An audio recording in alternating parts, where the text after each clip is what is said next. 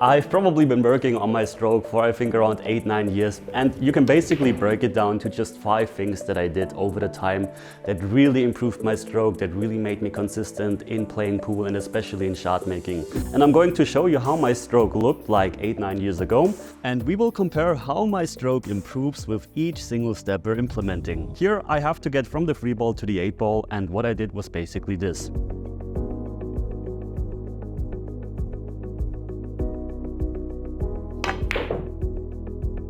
As you can see, first of all, we missed the shot, and we didn't only miss the shot, it really looked horrible. And whenever I would see a player play like this, with a stroke like this and a preparation like this, I would immediately think, well, he probably isn't the best player or he isn't the most consistent shot maker. On the other hand, if you're seeing a player who has a really nice and smooth stroke, I right away have the feeling that this is probably a good player. So it's not only about shot making, it also has to do something with your presence, your appearance on the table, which can make a difference. So what I implemented for the very first time when I started to work on my stroke was just a very, very simple thing that is very, very easy to implement. You can basically do it within 1 minute if you're disciplined enough. So the first thing I did, I actually concentrated on just staying down on the shot, not moving my head, not moving my body. This is very important because you have to understand, if you're striking the cue ball and you're standing up before you even hit the cue ball, then you're adding another variable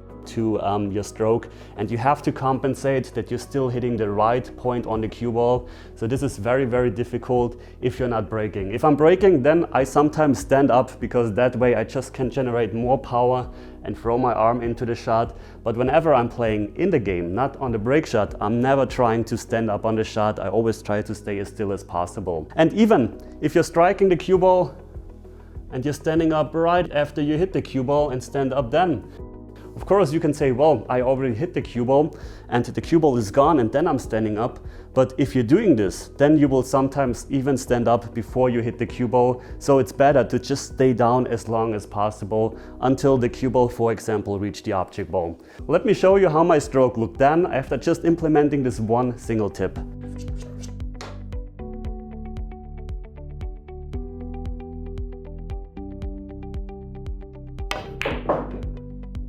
I mean, at least we made the ball, we have kind of a position on the 8 ball, not the one I wanted. I actually tried to get here, but it still didn't look very nice, did it? And the reason for that is that I still rushed the shot, I didn't have a nice preparation, I tried to stay down. Yes, this is true, this already increased my accuracy as you can see, but it's still far away from the stroke I have today.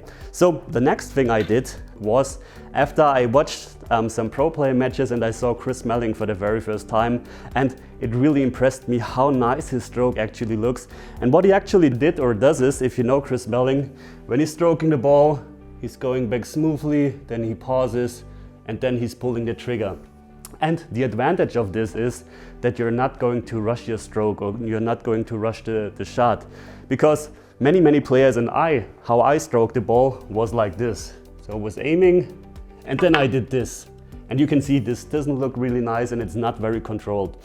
And there is absolutely no reason to do that because all the cue action doesn't come from how fast you're going back. All the cue action comes from your forwards motion. So the problem is whenever you're doing this really fast backwards motion, your muscles tighten up, you lose accuracy on the cue ball. So it definitely lowers your shot making ability if you're doing this. And this is why I tried, first of all, to also do the pause at the back like Chris does, really long pause and then deliver the cue. But you don't even have to do that. As long as you're going back smoothly and have a smooth transition from backwards to forwards motion, that's okay. You don't have to actually pause. So let me show you how my stroke looked then when I implemented staying down and this move backwards to forwards transition.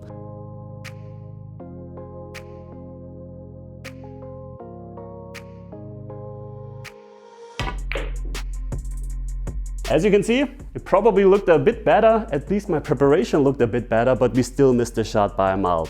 So there were still some things that I could improve at that time. So what I focused on next, besides staying down and making a smooth backwards and forwards transition, was to actually lock into the shot. Because what you saw all the time was I went down and you can see I was already starting to stroke while I was going down. And this is very, very difficult if you're doing that to actually see if you're on the right spot on the cue ball, if you're on the right aiming line. So what I implemented was just locking into the shot first. So let me show you how this looked back then when I implemented this.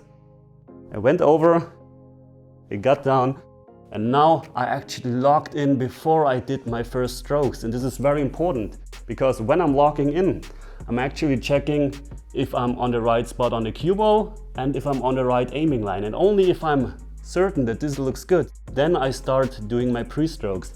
This is very, very important to actually be accurate on the cue ball and on the object ball. So I'm constantly switching my eyes, and once I'm feeling ready, then I'm starting to do my pre-strokes. So we already have 3 things implemented: staying down, smooth backwards and forwards transition, and locking into the shot.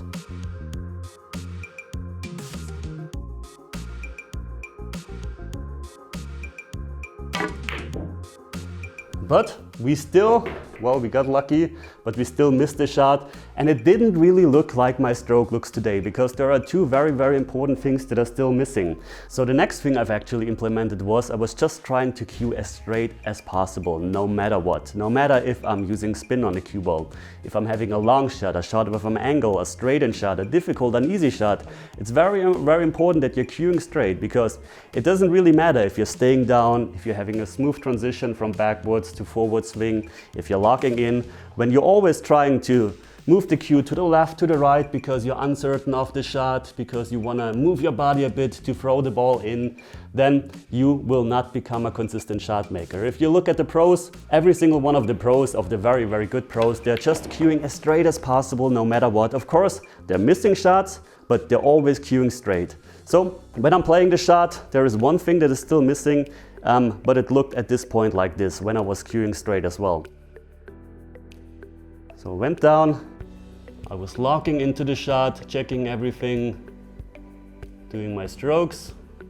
Then I was locking in whenever I was ready at the front. This is also very important.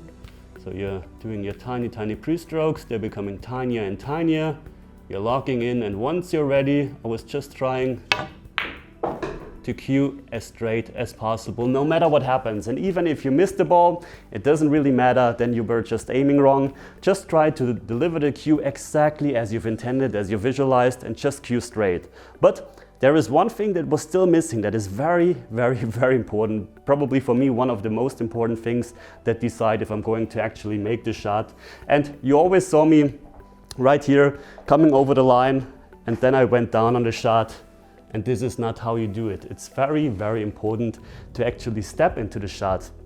Because of course you can look at the aiming line, but then don't just go down and try to find the right line. No, actually, once you've looked at the line of the 5 ball, you actually go behind the cue ball and try to find the exact line that the cue ball should travel. This is very, very important. So your body alignment, your stance is very, very important. You're aiming while you're standing. I'm always telling you this, but it's very important to really take the time to aim while you're standing. Then I'm going down, locking in pre-strokes, becoming tinier and tinier. Once I'm ready, locking in front.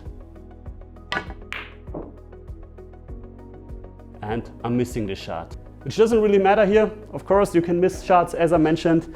It doesn't really matter if you're missing shots. At least we gave everything we had. So either I was just aiming a bit wrong, maybe I was adding some unintentional side spin, maybe I hit a bit too hard because with spin, the cue ball path changes if you're hitting too hard or too soft. But this is very, very important. I had a very interesting discussion with a friend of mine, I think it was last week at the pool hall, and we were facing this type of shot.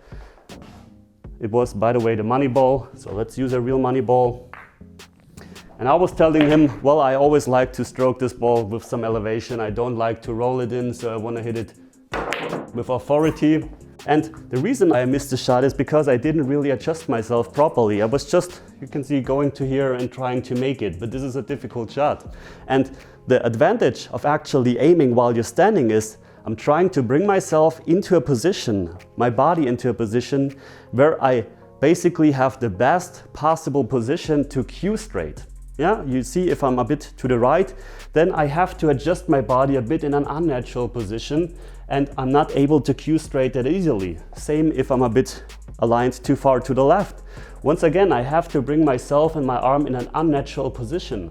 So by really aligning yourself with your body, you ensure that your body has the best position with your stance to actually cue straight. This is not the same for you as for me, because everyone has its own individual perfect stance. And for me, this is why it's so important to aim those shots with my stance, because if I just put it to here, then go back, then I'm not in the perfect position, especially on those shots. So very important, whenever you're having shots like this, a tiny bit to the left or to the right can make a huge difference. So now I think I've aligned myself properly. And now I can easily make those shots. And what he did was, he was telling me, well, I can't play those shots. So he put it onto the table and he always did this. And of course you're going to miss the shot then, because you have to align yourself properly. And if you want to learn even more, then check my number 6 tip that really helped me to become consistent, especially in high pressure situations. The video is available on Patreon. And now I can finally tell you about the great courses I'm currently offering. We have the Golden 21, a great way to practice. We have the Mental Edge with 12 key lessons on the mental game. We have 30 secret videos and drills, and we have the playing ability test. So get the courses right now, and very important, subscribe to this channel. So thanks for watching, guys, and as always, see you at the next lesson. Take care.